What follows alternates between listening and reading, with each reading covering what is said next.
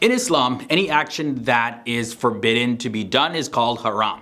This may also refer to either something sacred to which access is not allowed to those who are not in a state of purity though.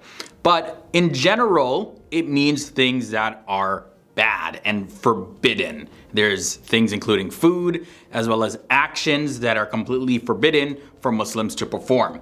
Hey guys, what's happening? Welcome back to another episode here on FTD Facts. My name is Leroy Kenton, and we've already looked at the top 10 haram things in another episode, but there were so many more. So here is part 2 of 10 strictly haram things in Islam that Muslims must know. Jumping in this episode, starting at number 10, we have not fasting in Ramadan. Now, what's really haram about this is if it's done without any excuse, like any valid excuse. Muslims are not allowed to break their fast during the holy month of Ramadan, and fasting during Ramadan is one of the pillars on which Islam is built on. The Quran says this, and I quote, "O you who believe, observing a psalm, the fast, is prescribed for you as it was prescribed for those before you, that you may become al-muttaqun," which is the pious. And that's from Surah 2 verses 183. The next haram thing at number 9 is withholding zakat. Zakat is also one of the pillars of Islam, and it's a type of obligatory charity. Muslims, they believe that paying zakat, which means to cleanse, actually purifies and increases and blesses the remainder of their wealth.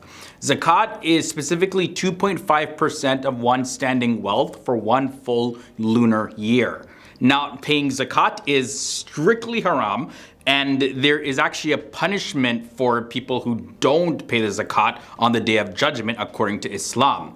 There was a close companion, Abu Hurairah, of the Prophet Muhammad. He reports that the Prophet Muhammad said this: "Whoever is made wealthy by Allah and does not pay the zakat of his wealth, then on the day of resurrection, his wealth will be made like a bald, poisonous male snake with 2 black spots over the eyes. The snake will encircle his neck, bite his cheeks, and say, 'I am your wealth, I am your treasure.'" Whoa. The haram thing coming in at the number 8 spot is disobeying parents.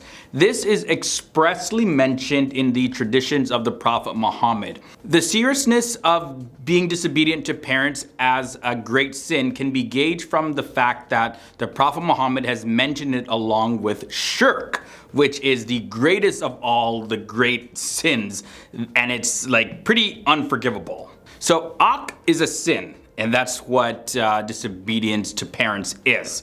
The Prophet Muhammad had these words to say: "Beware, abstain from angering the parents. The fragrance of paradise is perceived even at a distance of 1,000 years. But those who are disobedient to parents and those who cut off ties with relatives will not be able to smell it." And that's taken from the Wasail ul Shia. Moving on to number 10, cutting off relationships. This is another big haram thing. The person who breaks bonds with people is not liked in the eyes of Allah and will not be allowed to enter paradise. The Quran says this, and I quote, "Then is it to be expected of you, if you were put in authority, that you will do mischief in the land and break your ties with kith and kin? Such are the men who Allah has cursed, for he has made them deaf and blinded their sight." That's specifically taken from Surah 47 verses 22 of the Quran. Next up at number 6, same gender relations. People of the same gender having intimate relations with one another is classified as a very big sin. It's a sin that is actually greater than adultery. The Prophet Muhammad had these words to say: "A person who commits same-gender relations with a boy will acquire impurity that even all the water of the world cannot remove it. Allah will be wrathful and curse him. That is, he will take away his mercy from him and award him hell.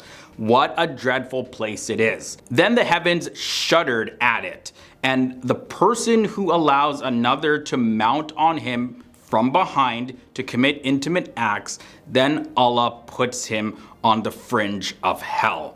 And this is found in the Wasa'il ul Shia. Next up, let's talk about devouring the wealth of orphans. It is highly forbidden for Muslims to spend even a single penny from the money of orphans. Instead, they're supposed to keep it safe until the orphans are adults. They can also spend the money on the orphan for, their well-being and such things like that. The Quran has this to say: those who unjustly eat up the property of orphans eat up fire into their bodies. They will soon be enduring a blazing fire. And that reference is in Surah 4 verses 10 of the Quran. Continuing now to number 4, lying about Allah. No one is allowed to lie about Allah or his messenger Prophet Muhammad. The people who do so will end up in hell on the day of judgment according to Islamic theology. The Quran has this to say about this: and on the day of resurrection you shall see those who lied against Allah. Their faces shall be blackened. Is there not in hell an abode for the proud? And that's found in Surah 39 verses 60. From there, let's look at number 3, not offering namaz. So if a person does not pray namaz, also known as salah, because he believes that it is not obligatory, even though he is aware that Allah has commanded that prayer be established, he is considered actually to be a non-Muslim and an apostate by the Ummah, which means the Muslim community. The Quran has this to say: then there was succeeded them a posterity who have given up praying and followed lusts. So they will be thrown in hell, except those who repent. And that's found in Surah 19 verses 59. The haram thing coming in at the number 2 spot, black magic. So black magic is unconditionally and absolutely haram. It is prohibited and is considered to be a very great sin that can lead someone to hellfire. A person who indulges in magic and does not repent is punishable by getting their life taken away in an Islamic society, as it is equivalent to shirk and it has been condemned by Allah according to the Quran. So in the Quran, Surah 2 verses 102, we read the following: 3 do not enter heaven: the alcoholic, the severer of the bonds of kinship, and the one who believes in magic. Ending this episode off at number 1, we have ending someone's life. Taking the life of a person outside of an order from Allah or the Prophet Muhammad is also considered a very great sin. It is strictly haram in Islam. The following verses of the Quran mention the divine punishment for those who end other people's lives. And it goes as follows: and whoever ends the life of a believer intentionally, his punishment is hell. He shall abide in it, and Allah will send his wrath on him and curse him and prepare for him a painful chastisement. That's found in Surah 4 verses 93 of the Quran. So there you have it, guys. This was a brief look at a collection of 10 strictly haram things. Another look at them. This is part 2. Definitely let me know what your thoughts were about these. Sound off below in the comment section. Did some of these come as a surprise, like you never knew about them? Or were you like, oh yeah, I know all of that? Whatever your thoughts are, sound off down below. If you did make it this far, don't forget to leave a big thumbs up. It really does help. And if this is your first time here to the channel, subscribe and ring the bell. That way you'll join the FTD Facts family and won't miss any future uploads. Until next time, guys, stay awesome, stay educated. I'll see you soon.